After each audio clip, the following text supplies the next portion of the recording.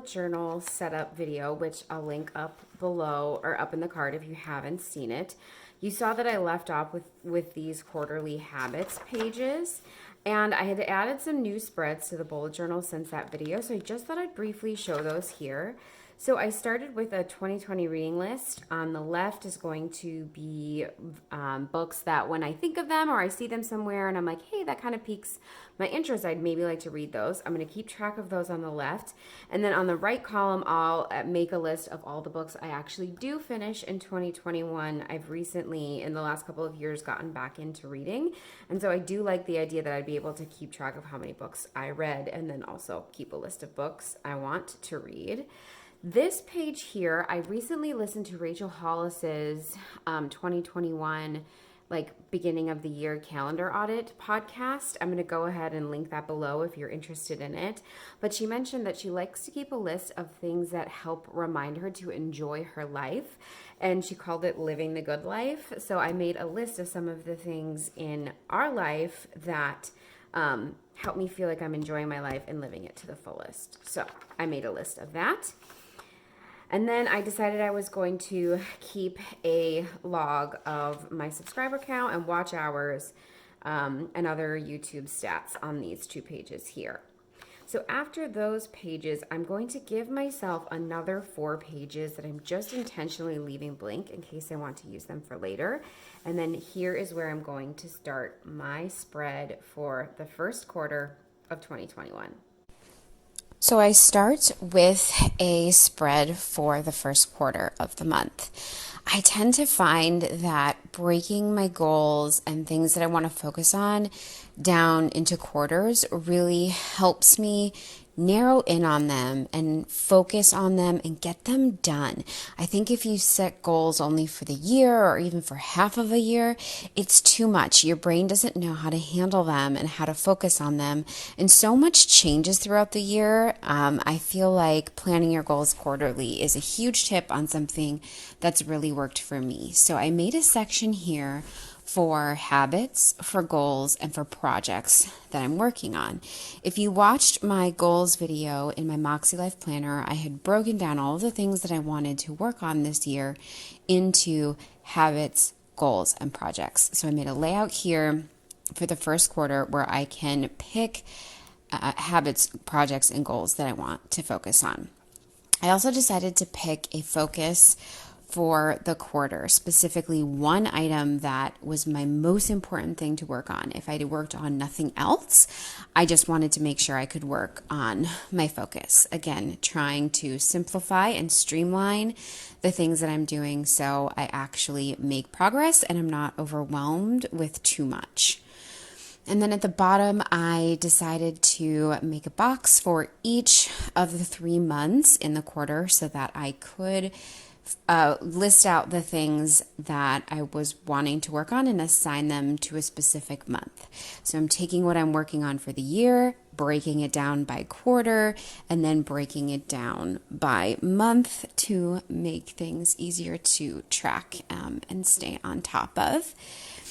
I did add some of my pink accents like I had throughout the rest of the bullet journal. I did have a bullet journal setup video for 2021 that is going to be linked up in the card here so you can see that as well.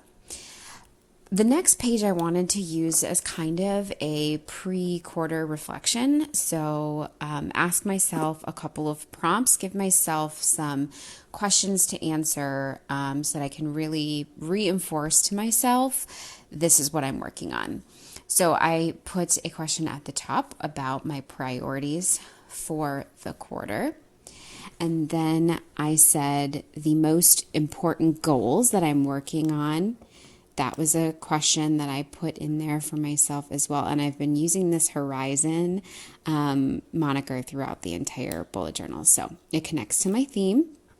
And then I also wanted to give myself a section for what else I am working on that month. So started with the most important things at the top and then kind of moved down from there.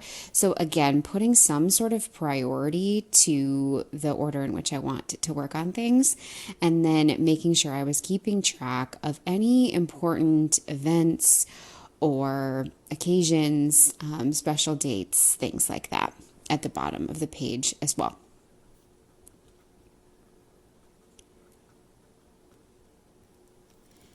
Then I decided to move right on to January, and I am using some stickers that I got off of Amazon's that I'm not writing as much in my bullet journal this year. So just a big January sticker on the left-hand side of the page to mark the beginning of the month for me. And then I did go ahead and pick a quote for January. I'm a quote person. I pick a quote for my year. And so I decided to put one in for the month of January as well. This is another Brendan Burchard quote that I really loved. If you can see a dream in the distance, let us move forward with real focus, will, and consistency.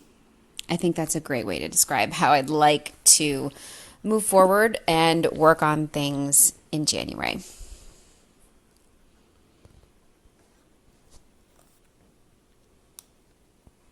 I added a few pink accents there and then moved right into the 2 monthly spread pages. For January, I used another sticker at the top to create the title on the page. And then I wanted to break down the things I was working on in January. Again, along the same lines of the 3 categories I had been working on before.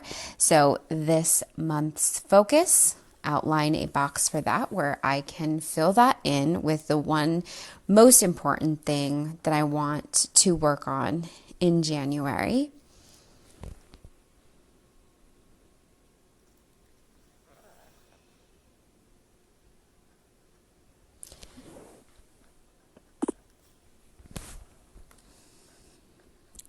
The next section is where I'm going to lay out my goals for the month.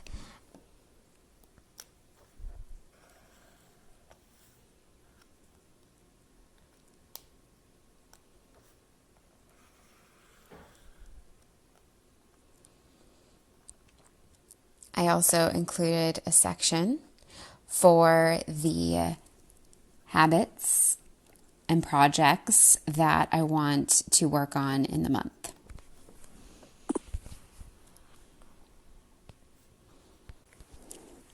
And then a section at the bottom just for any important dates, events, and things happening this month on a specific date or some sort of deadline that I needed to remember.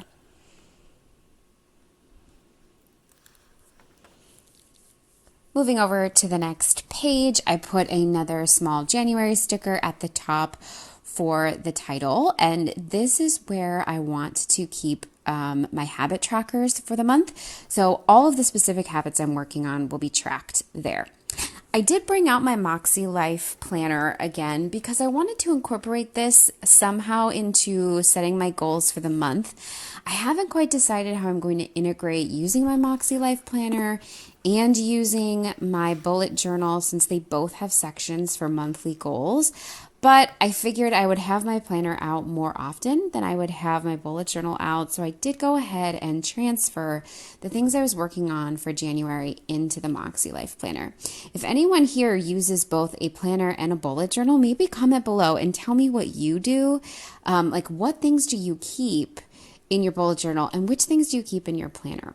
So the thing about the Moxie Life that I do like is that they break everything down into life categories like personal, fun, work, relationships, and things like that. So it was helpful that I could take the things I was working on for January and put them into categories. Again, I feel like the more compartmentalization you can do with your goals helps you focus your attention and your effort. And then each week in my Moxie Life Planner, it gives you habit trackers for specific habits you're focusing on. So I filled those in for the first week of January.